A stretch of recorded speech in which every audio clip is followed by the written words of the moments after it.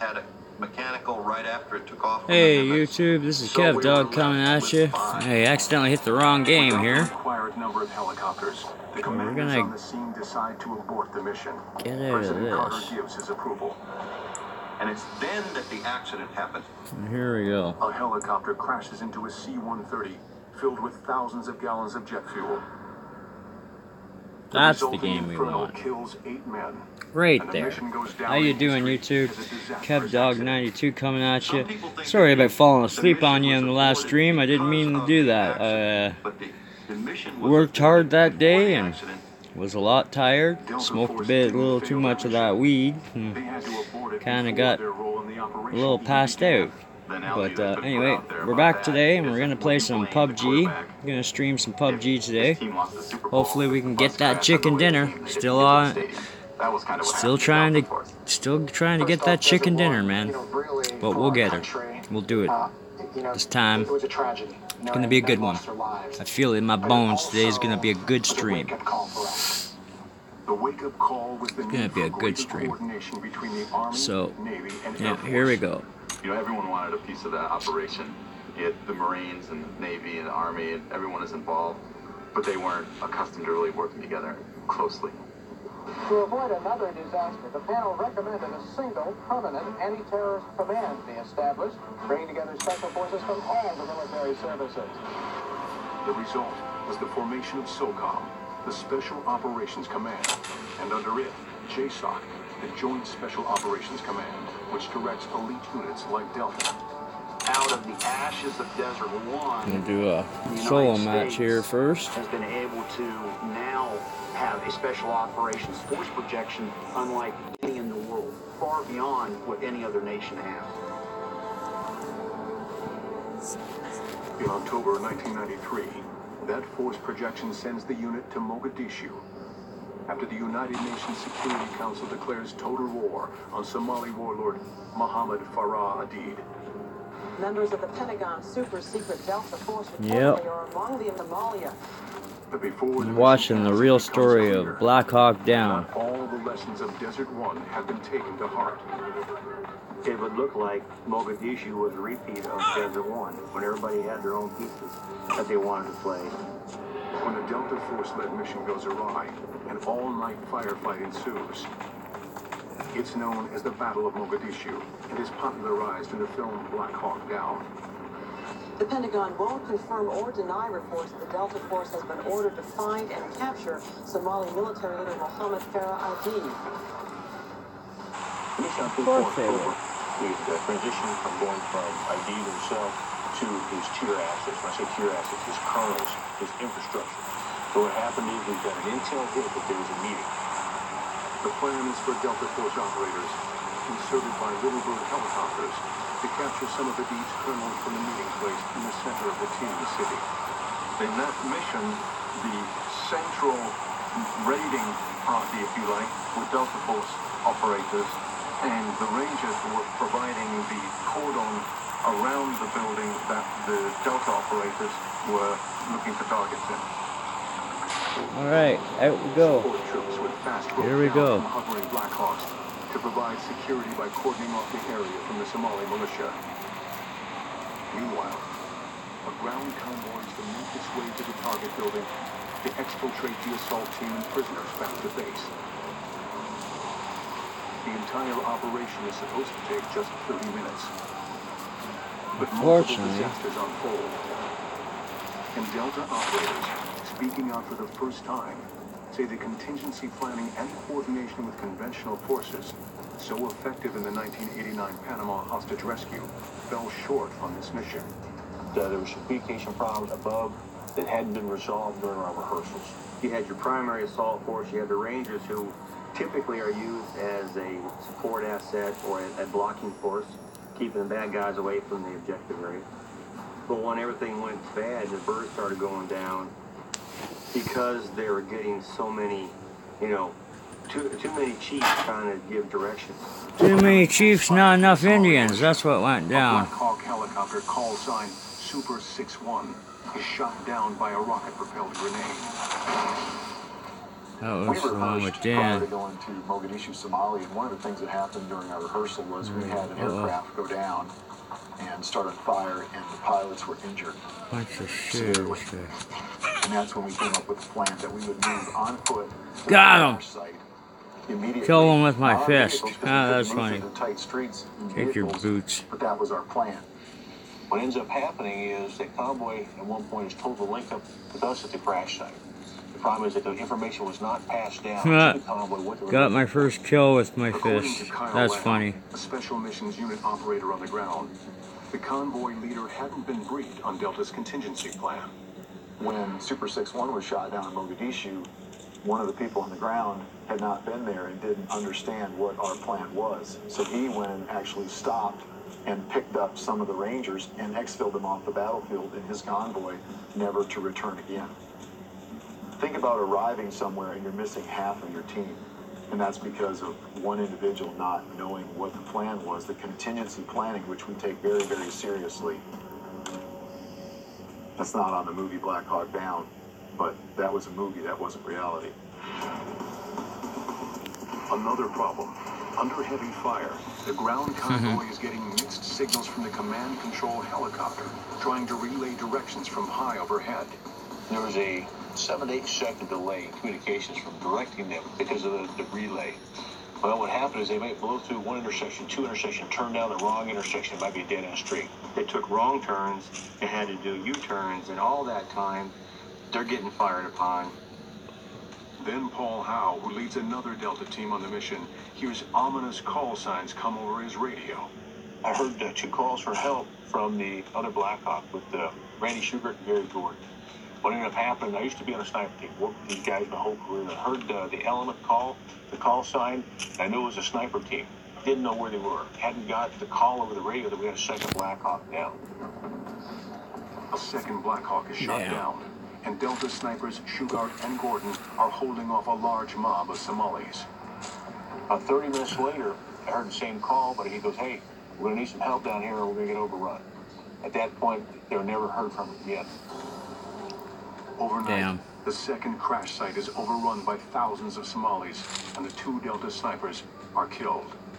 Those guys are hanging by themselves, lightly armed, against overwhelming odds where they should have had a couple gunbirds making runs for them, and just keeping the bad guys at bay.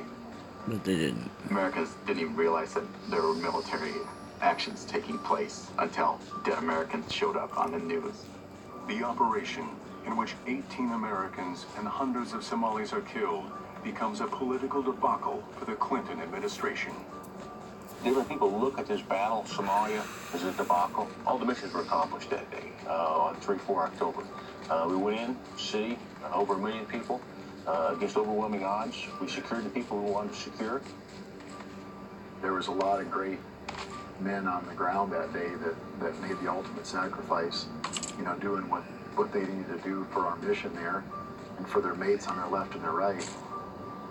We fought a good fight there. After Mogadishu in 1993, it appears both the White House and the Pentagon become gun-shy in terms of sending the unit into subsequent operations. The nation was quite risk-averse in a number of ways, and they had this high-speed unit that they were almost afraid to use. General Peter Schumacher, former Delta commander, described it as, you know, having a Ferrari in the garage, but no one wants to dent the fender. Delta Force returns to the shadows, but that doesn't mean they're not active. They've been involved in many operations in the past that I'm aware of, but many people in the public are not. Very notable figures overseas were eliminated by operations in the unit, but you didn't see it in the news.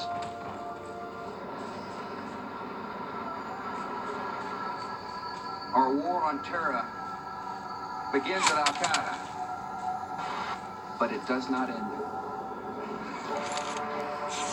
With the advent of the war on terror, Delta Force is in its element.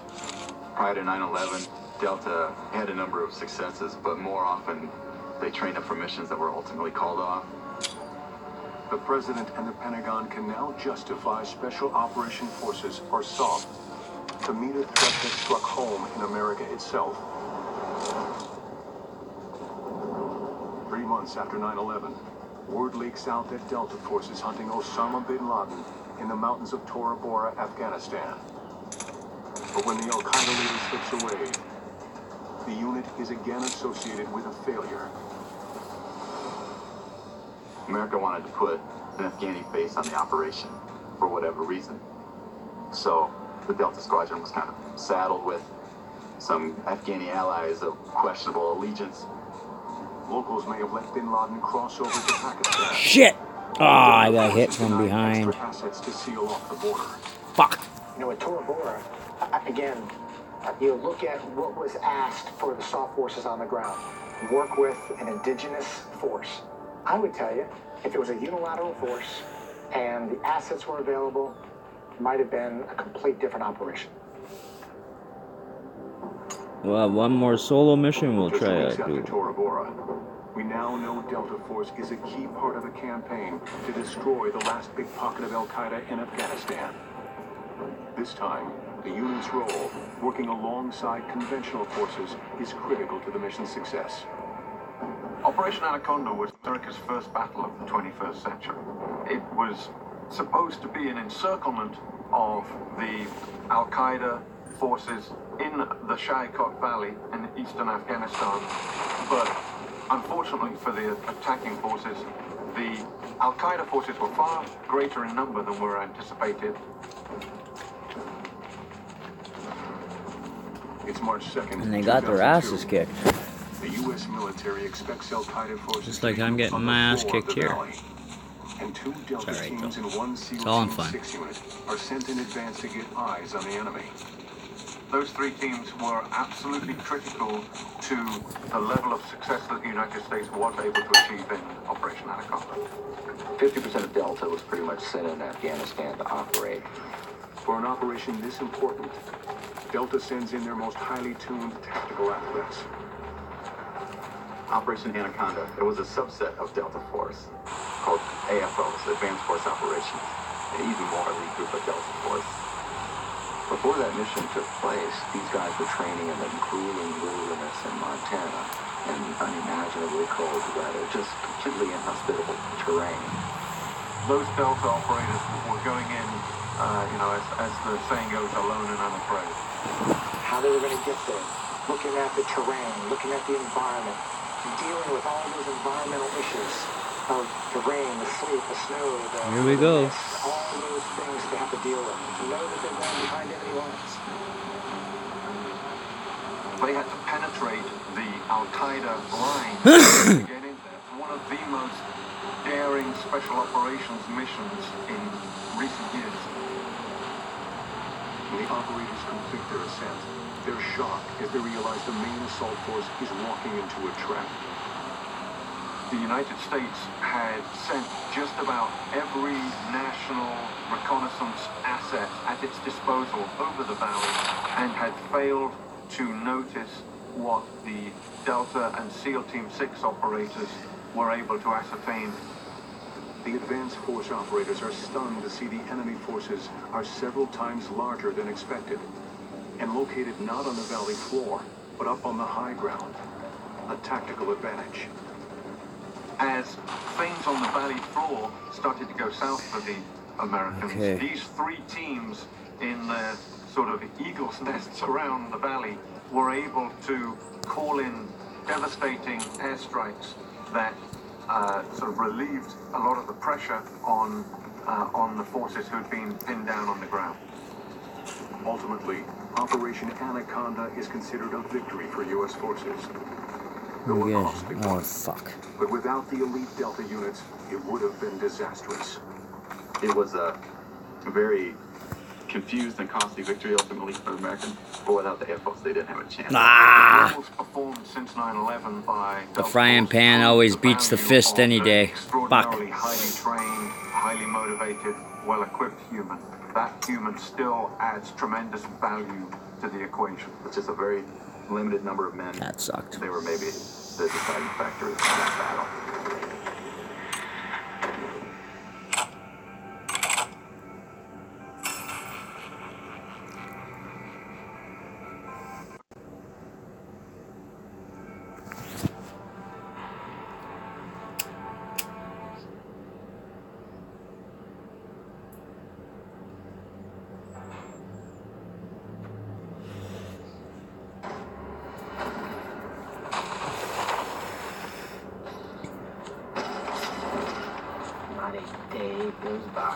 at some point, I'll think about something in the streets of Mogadishu. Tens of thousands are starving as civil war tears Somalia apart. U.S. troops stand guard protecting the emergency food supplies that are destined for the It was a simple humanitarian mission. Troops were targeted in a deliberate attack. The explosion killed 4 U.S. soldiers. Their armored personnel carrier ripped apart. When you start killing Americans, you cross the line that we don't tolerate.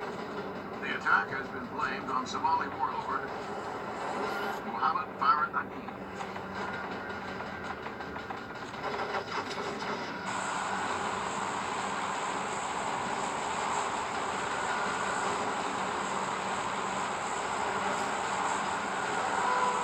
I was pretty certain we were going to die. 18 hours, one day, to find us. 4 or 5. But we left a man behind.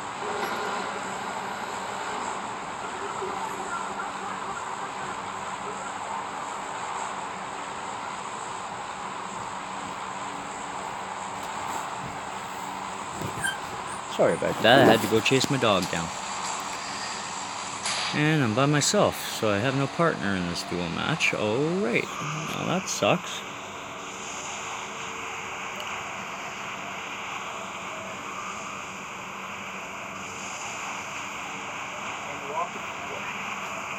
Sue.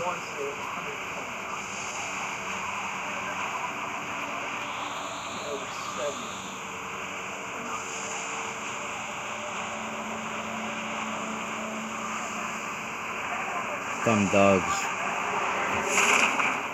Old and wandering.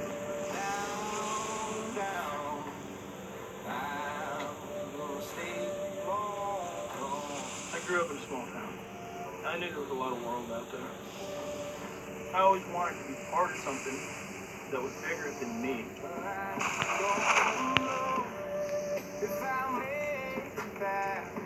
I said, you know what? I'm going to the army. Third of October is always a day that means something to me.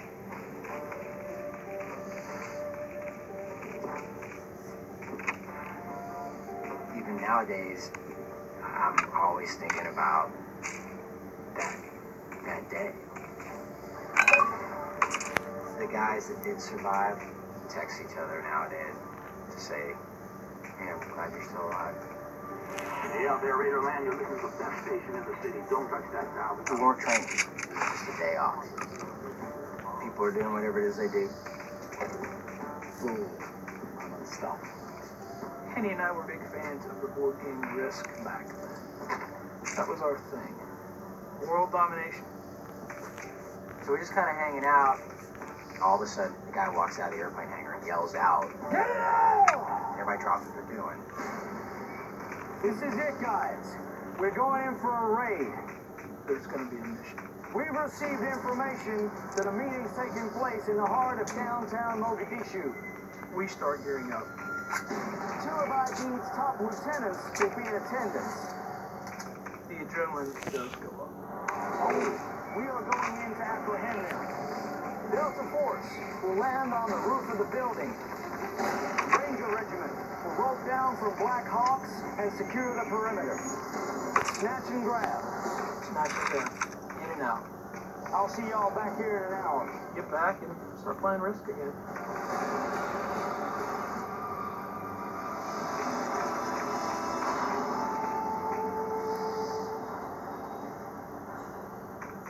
Never finished that game of Risk. That game was untouched. Because not all the guys playing that one Got him. came back.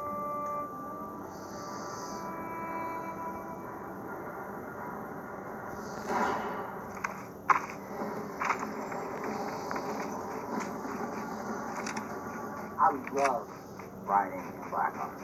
It's just a violent machine. They're loud. They're not smooth. They're just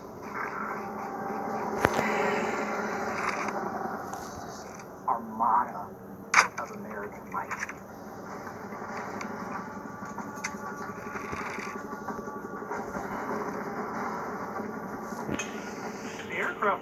high lower that you could clearly see some of the looks on people's faces.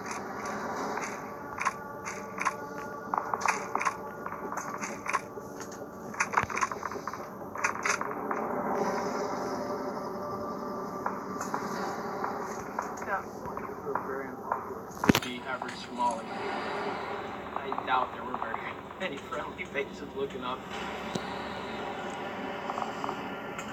They knew what was going to take place. They knew guys were going to slide down roads. And they knew bullets were going to be flying.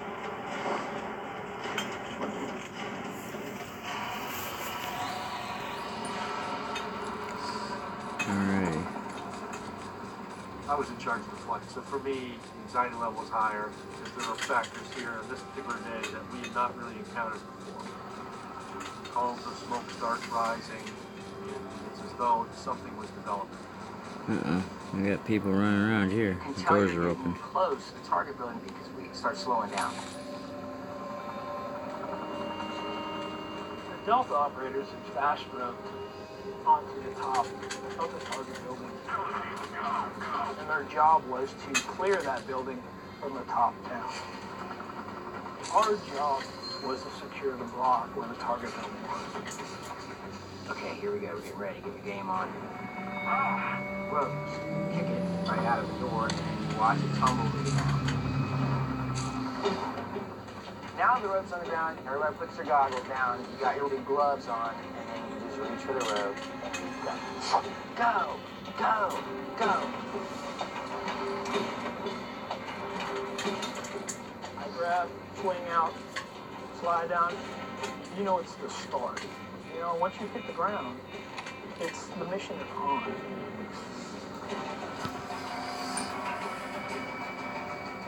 I got the call, the ropes were clear, which means everybody's on the ground. We pull up and out, and I lead the flight north of the city.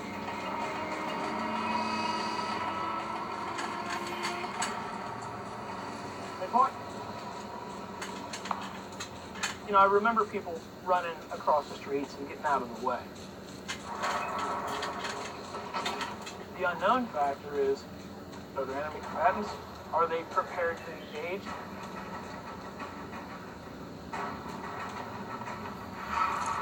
Kenny and I, we tended to give each other looks, or a joke, or a jab. Hey, what's up, Kenny? How's it going over there? Something caught my eye. On a white road. Our rules of engagement were pretty strict. Like, you couldn't fire unless somebody had a weapon. And you perceived that they were pointing it towards you with ill intent.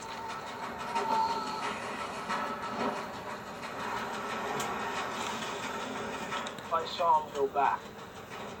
One of the ways they transported weapons to each other was under the roads.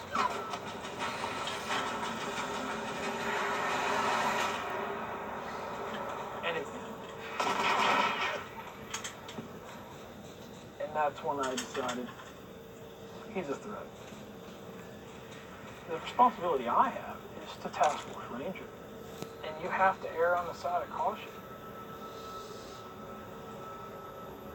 I single-handedly decided whether that mentioned them or not. That's a huge amount of power that you're wielding. The power of life and death. And it was decided in seconds.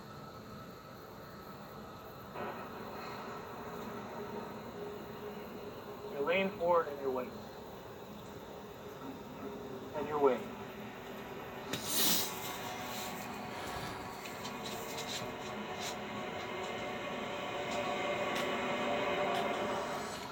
Never came back out.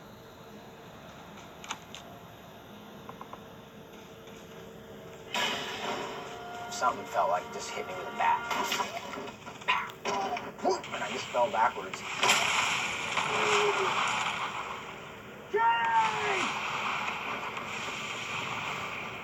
Obviously, the first thing is he been wounded? I see him drop the magazine from his weapon. Like hot potato. And it didn't occur to me what had happened, one of the magazines had a perfect hole right there, and the back end was blown out.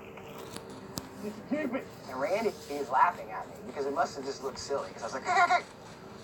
That shot that was put on Kenny, though, that was significant.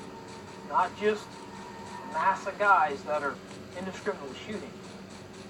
You're being targeted. From that point, the volume of fire increased.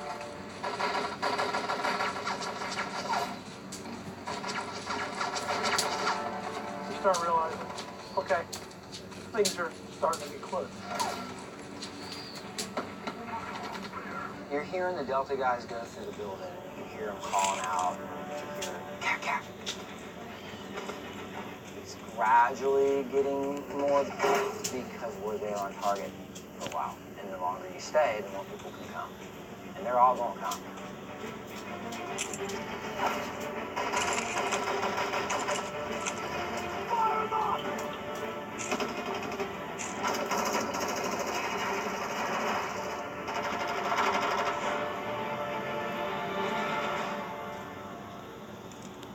At that point, Delta had secured the enemy combatant. Delta's out. The mission was done, wrapped up probably within 25, 30 minutes of us roping out of the helicopter to the point where they're saying, it's time to go. Snatch and grab. In and out. We're done.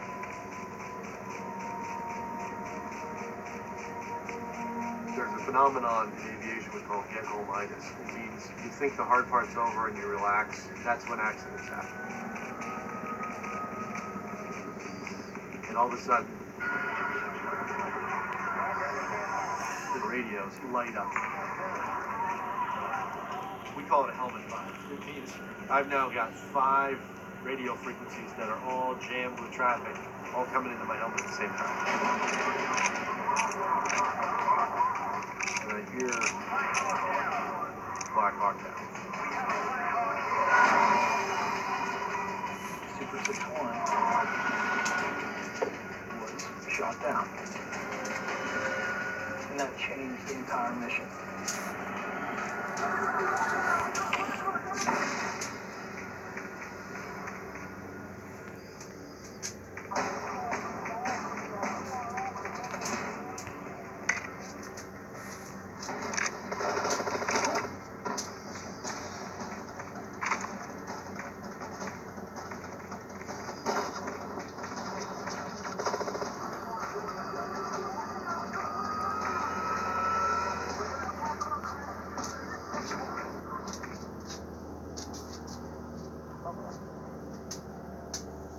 I don't know if I saw it or I heard it, but I looked up.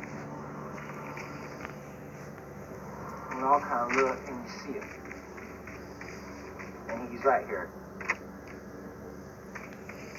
Remember it kind of doing a weird turn.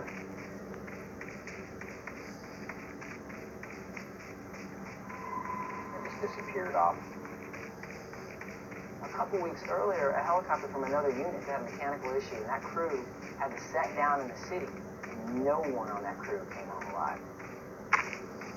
I watched that helicopter spin to the horizon mark and no longer see it. And then a moment later, I could hear the impact of the crashing.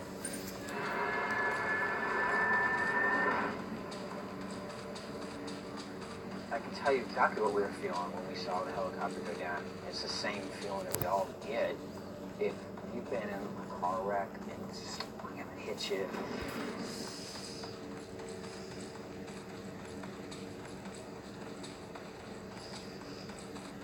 Come on, kid, we can run. We can make it. You're gonna make it. And they're the Captain Kirk's Army Aviation.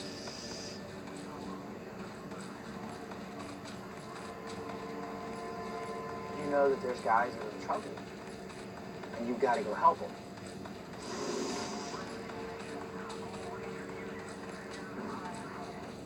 We get told, mission's changed. Go secure the crash. And just before we get ready to roll out, that SWAT leader gets hit.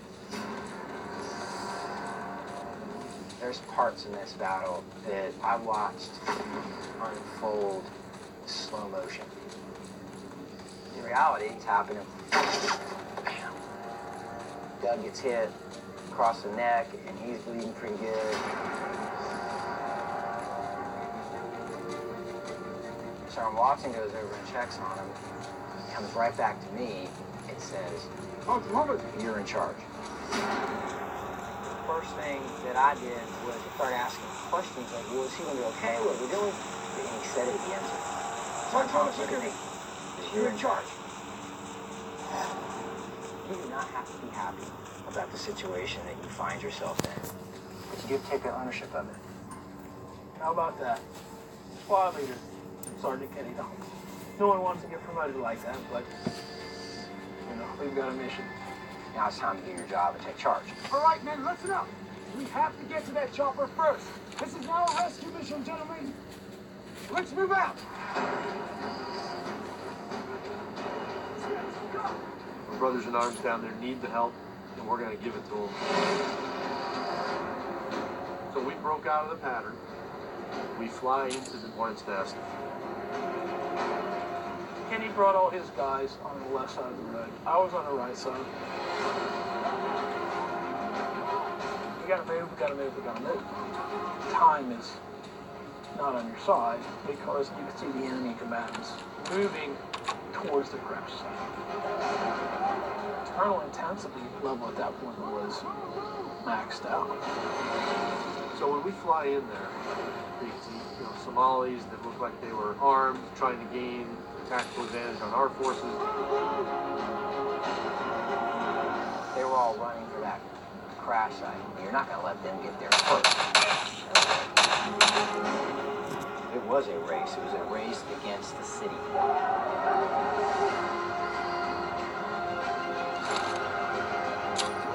When we finally made it to the corner, everything stopped.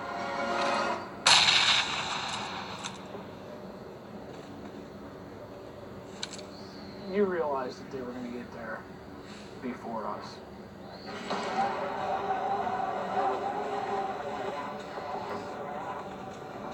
I saw this flash.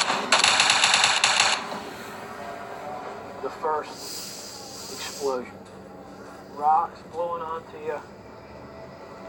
That's when everything exploded.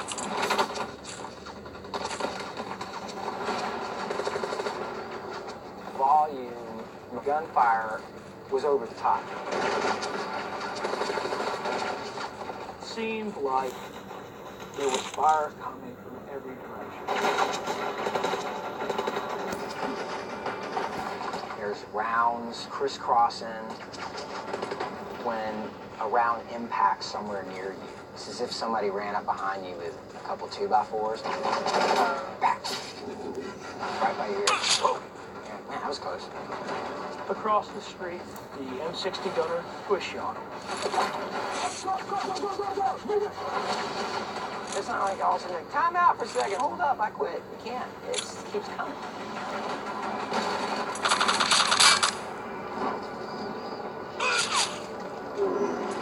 Fuckers. Basically us against the city.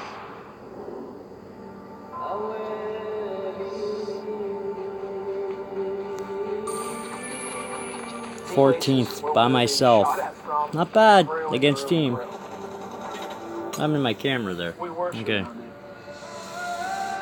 There was a feeling of vulnerability that we hadn't experienced. That was a new sensation for us.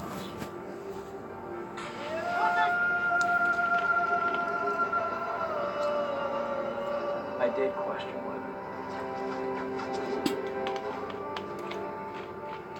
you know, I was going to make it out. Oh, here we go.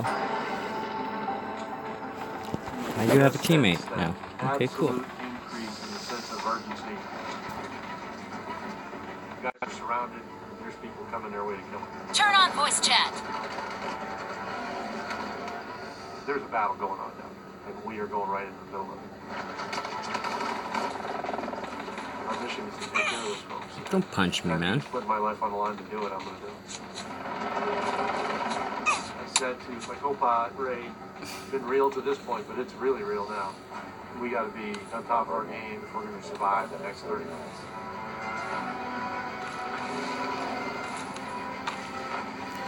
You're on live with Kev Dog. Live on YouTube there, Aaron. Let's do this. I was pretty certain we were going to die.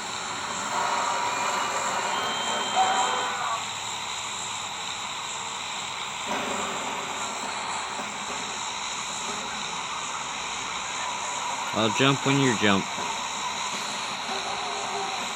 There can only be one winner. Let's go.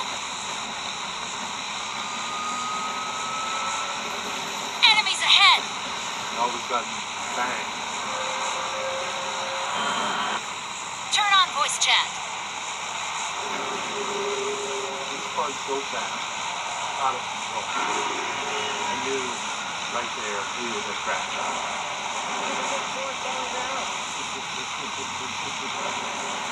I was pretty certain we were going to die.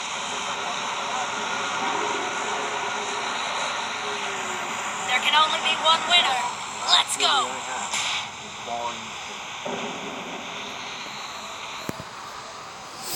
Right on.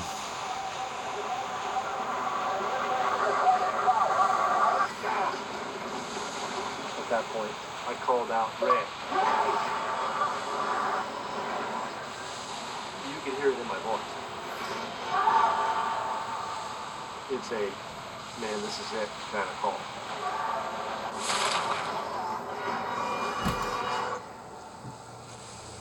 The last 2 or 3 seconds of that event has been wiped from my memory.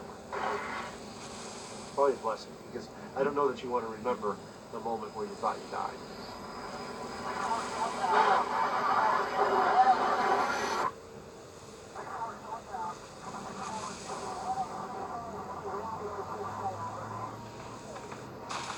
The word came down that there was another helicopter lost.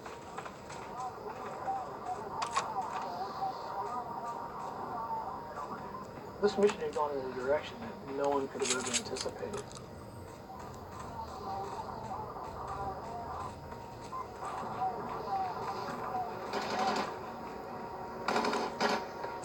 And that's when I saw a man's head snap back.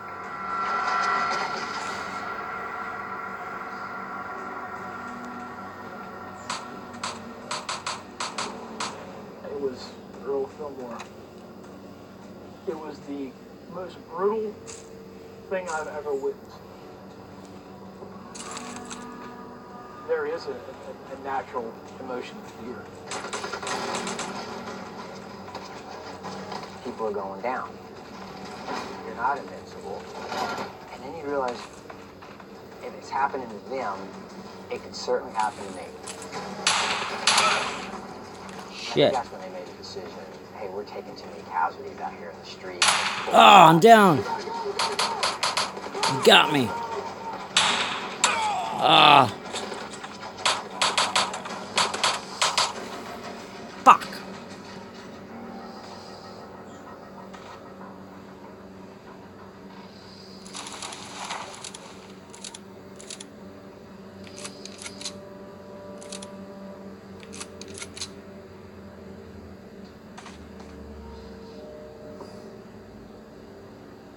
Like coming out of that fog, you're gradually starting to understand piece of information by piece of information. The first realization was, yeah, I'm in the middle of a shanty town and questioning how it is on the Sucked.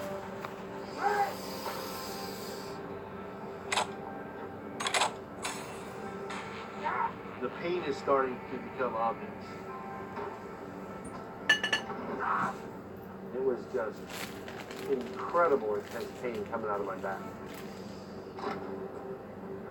I can't move. I can't run. I can't hide. I can hear the mob starting to overcome this sight. And it's hard to explain. But it felt like death approaching. And I knew that in all likelihood when they discovered they would kill me. And distinctly recall clouds going by overhead. And believing that would be the last thing that I would ever see.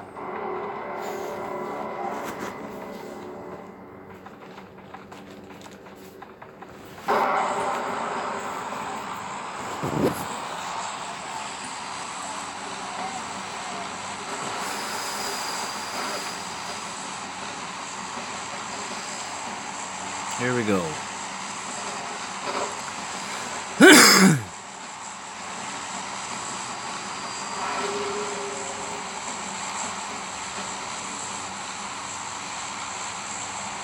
And then they descended on me.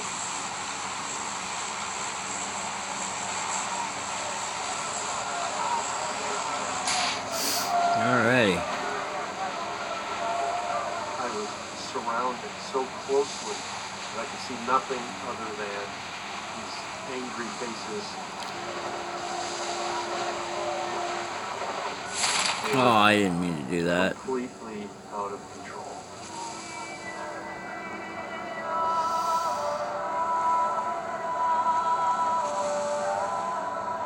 They were doing things that I'd never seen humans do. They're pissed. They beat me across the face with a large, heavy, soft object. And I'm relatively certain it was the arm of one of my comrades.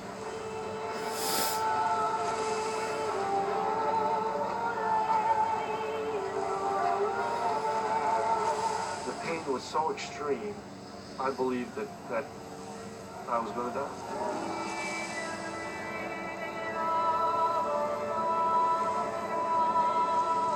I have this distinct memory of leaving my body.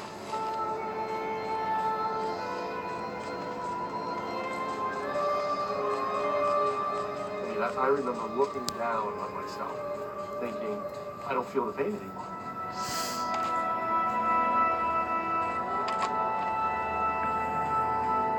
And suddenly I'm back,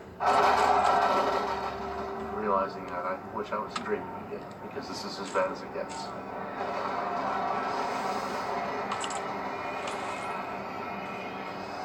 Suddenly, the beating stopped. I'm thrown on the back seat of a car. And then we drive away. I remember just trying to focus on what is it going to take to survive this.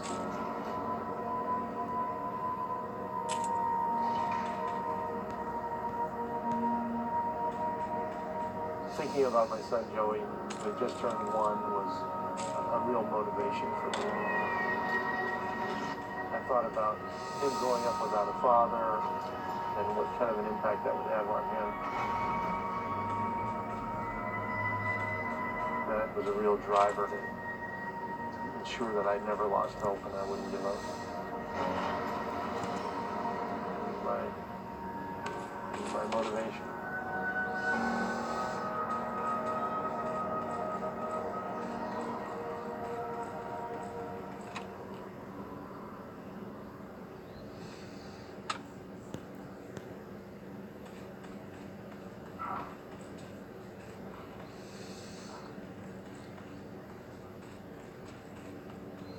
First thing that I noticed when I went into the room with the casualties was the odor.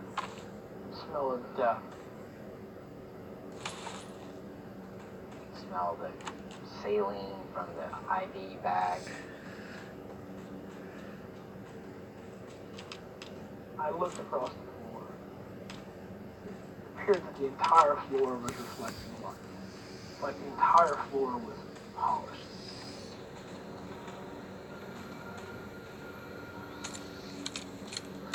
Slid myself down the wall.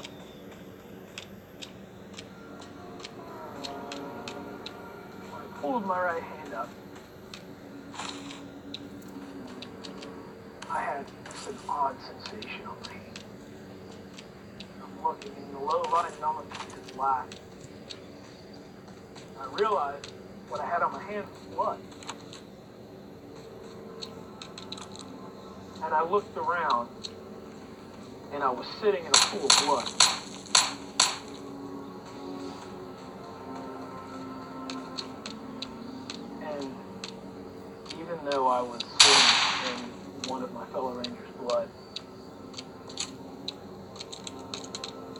didn't get up to move out of it. I just kind of sat there.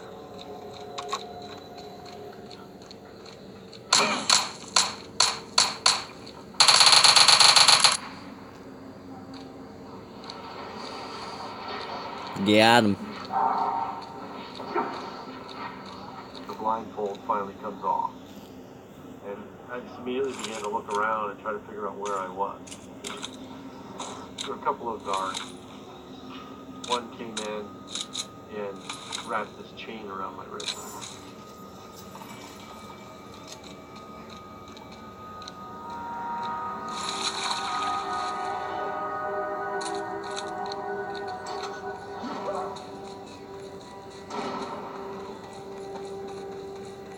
I started thinking about home, how badly I needed to get out of there, and just how big a challenge it was going to be to achieve that.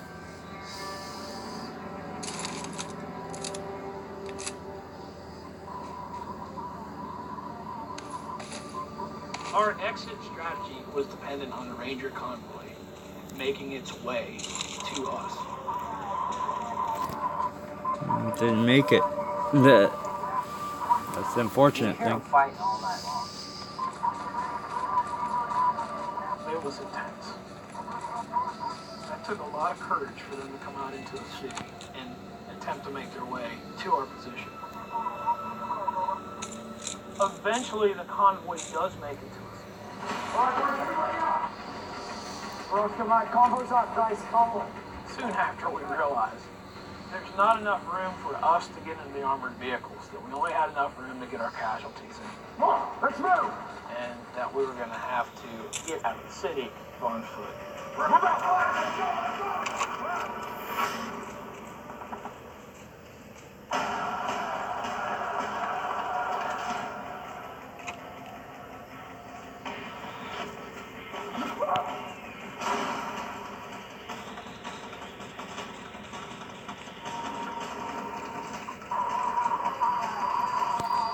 Combo's up, guys.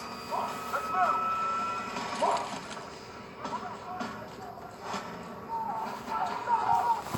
So the idea was to get to this safe zone, the soccer stadium, about a mile away. So for those of us who could still move on foot, that's what we're going to do. Yeah, there was that moment of, are you freaking kidding me? But what's the alternative? We loaded up all of our wounded, and now the sun's starting to come up, and then the morning prayers start.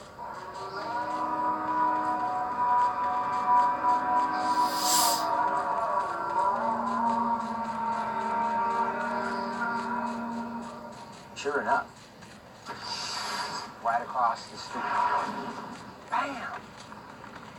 Rocket launch. What? That'll wake you up in the morning. Time to get going.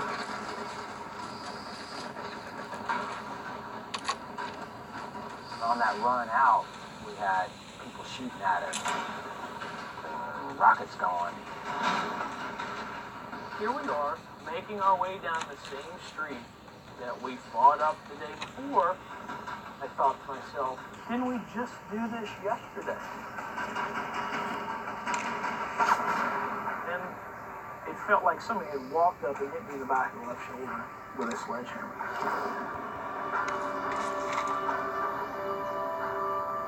Saw Randy get hit, and he just kind of stumbled. But he just kept running. What I did know was I was still mobile, and I could still fight.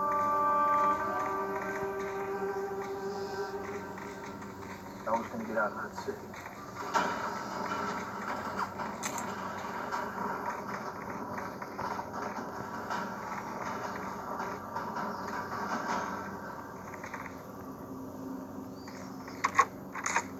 All of a sudden I hear gunfire. I'm hearing projectiles flying through the air, I'm hearing rounds hitting walls, I'm hearing explosions, and it's marching toward me. I'm thinking, somehow, one of these reconnaissance aircraft tracked me. So I'm thinking, awesome. They know where I am. They're coming to get me. Oh, move, move, move, move, move! That gun battle is marching toward me.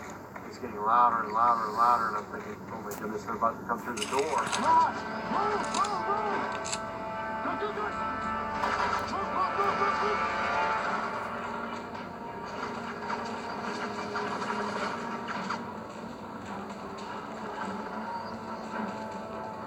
Then just keeps going by.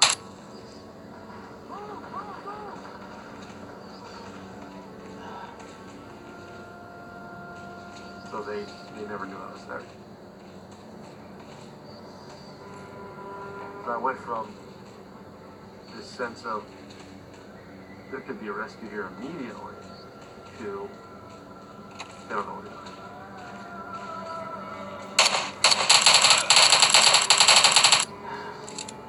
You're on your own. Yeah.